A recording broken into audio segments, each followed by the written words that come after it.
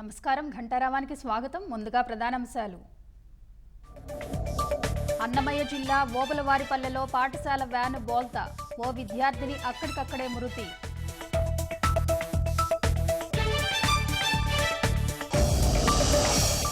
Apartment పైనుంచి పడి యువతి అనుమానాస్పద మృతి, దర్యాప్తు చేస్తున్న నున్న పోలీసులు.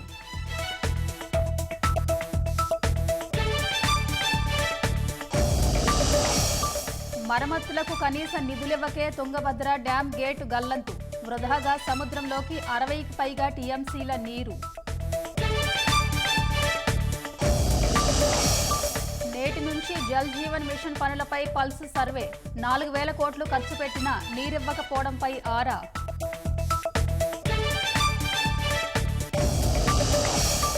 ఉగాండా ప్రమాదంలో 21కి పెరిగిన మృతుల సంఖ్య, భారీ వర్షానికి ఒక్కసారిగా కూలిన డంపింగ్ యార్డ్లోని చెత్త.